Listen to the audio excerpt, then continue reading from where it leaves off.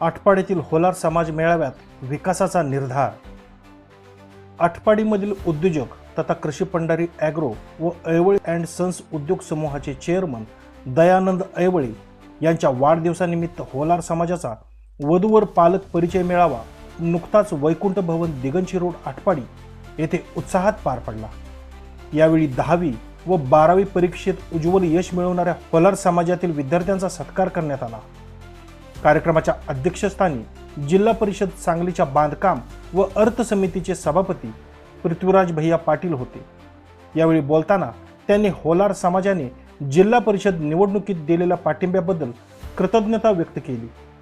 होलार समाजातील कार्यकर्ते आणि उद्योजक दयानंद ऐवळे यांनी निवडणुकीत मोलाचे सहकार्य केले। समाजातील कार्यकर्त्यांना विविध क्षेत्रात संधी देऊन त्यांचा सन्मान करण्याचा आमचा सातत्याने प्रयत्न राहिला आहे। समाजाचे कोणतेही काम रखडू देणार नाही आणि होलार समाजाला न्याय मिळवून देण्यासाठी कटिबद्ध राहू असे आश्वासन त्यांनी दिले।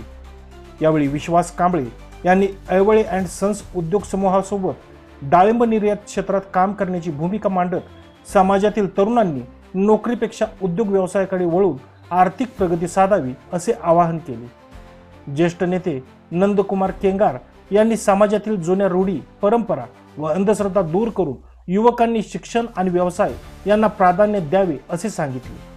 महात्मा फुले, राजर्षी शाहू महाराज आणि डॉक्टर बाबासाहेब आंबेडकर यांच्या विचारांची समाजात रुजवणूक झाल्याशिवाय समाजाची सर्वांगीण प्रगती होणार नाही असेही त्यांनी स्पष्ट केले। मेळाव्यात उपस्थित युवक युवतींनी आदर्श जोडीदाराविषयी आपली मते मांडली। अनेक युवतींनी निर्व्यसनी, उच्च शिक्षित व नोकरी करणारा जोडीदार असावा अशी अपेक्षा व्यक्त केली। या कार्यक्रमास पांडुरंग ऐवळे, नारायण जावीर, बबन करडे, लक्ष्मण आवटे, भगवानदास केंगार, देवकुमार जावीर, सागर जावीर, हरिदास हेगडे, उज्ज्वला ऐवळे, महादेव भंडगे, परमेश्वर केंगार, श्याम ऐवळे, दत्ता कांबळे, रमेश जावीर यांच्यासह समाजातील मान्यवर, युवक युवती आणि पालक मोठ्या संख्येने उपस्थित होते। Bureau report, Marathi times.